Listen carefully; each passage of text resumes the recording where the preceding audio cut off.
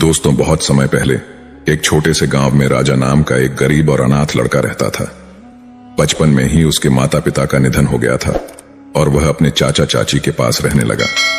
लेकिन उसके चाचा चाची उसे हमेशा ताने देते और अपमान करते। चाचा कहते, तू हमारे घर पर बोझ है, ना कोई काम का ना पढ़ाई में अच्छा। राजा के लिए यह समय बेहद कठिन था। उसके दोस्त स्कूल जाते थे और वह दूसरों के खेतों में काम करके या मवेशियों की देखभाल करके अपना पेट भरता था। एक बार राजा ने एक किसान के यहां मवेशियों की देखभाल का काम शुरू किया, लेकिन कुछ ही दिनों में गाय बीमार हो गई और दूध देना बंद कर दिया। किसान ने गुस्से में राजा को निकालते हुए कहा, तू अपशगुनी है, तेरी वजह से मेरे मवेशी भी खराब हो गए। राजा ने फिर गांव के ढाबे पर काम करना शुरू किया। वहां वह झूठे बर्तन धोता और बदले में 2 रोटी मिलती। लेकिन कुछ ही दिनों में ढाबे का मालिक भी उसे निकाल देता है और कहता है कि तू बहुत सुस्त है, मेरे ढाबे पर काम करने लायक नहीं। हर बार असफल होने के बावजूद राजा ने हार नहीं मानी। जब भी उसे अपमानित किया जाता वह खुद से कहता, अगर मैं हार मान लूं तो मेरी जिंदगी हमेशा ऐसी ही रहेगी, मुझे लड़ना होगा। एक रात जब राजा भूखा प्यासा गांव के तालाब के पास बैठा था, उसने आसमान में एक चमकता तारा देखा। उसे लगा जैसे यह तारा उसे संकेत दे रहा हो। उसने खुद से वादा किया, मैं अपनी किस्मत खुद बनाऊंगा, मैं अपनी जिंदगी में एक दिन बड़ा काम करूंगा। अगले दिन राजा ने गांव छोड़कर शहर जाने का फैसला किया। वह पैदल ही शहर की ओर निकल पड़ा।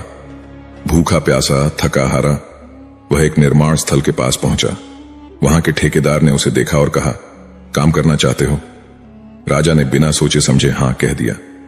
ठेकेदार ने राजा को ईंटें ढोने का काम दिया। काम कठिन था, लेकिन राजा ने बिना शिकायत किए मेहनत शुरू कर दी।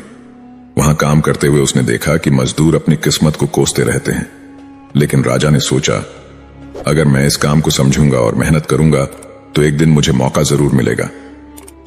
वह खाली समय में काम को ध्यान से देखता और ठेकेदार से सवाल पूछता।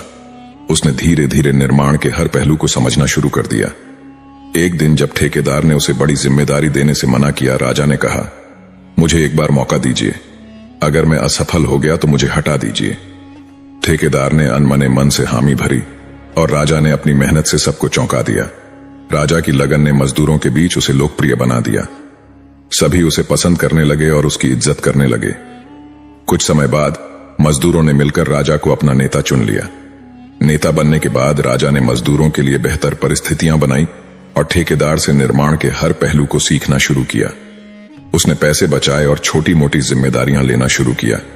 कई सालों की मेहनत के बाद राजा ने खुद का एक छोटा ठेकेदार व्यवसाय शुरू किया।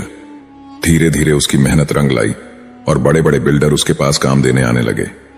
एक समय ऐसा आया जब राजा ने अपने नाम से एक बड़ी इमारत बनवाई। वह अब एक सम्मानित और सफल व्यक्ति बन चुका था। जब राजा अपने गांव लौटा तो वही लोग जो कभी उसे ताने मारते थे अब उसकी तारीफ कर रहे थे।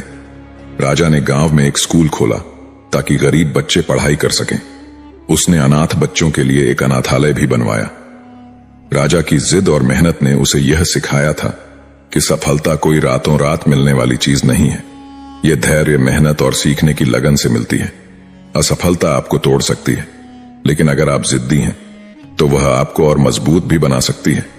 राजा ने साबित कर दिया कि असफलताओं से घबराने के बजाय उनसे सीखकर आगे बढ़ने वाला ही असली विजेता होता है।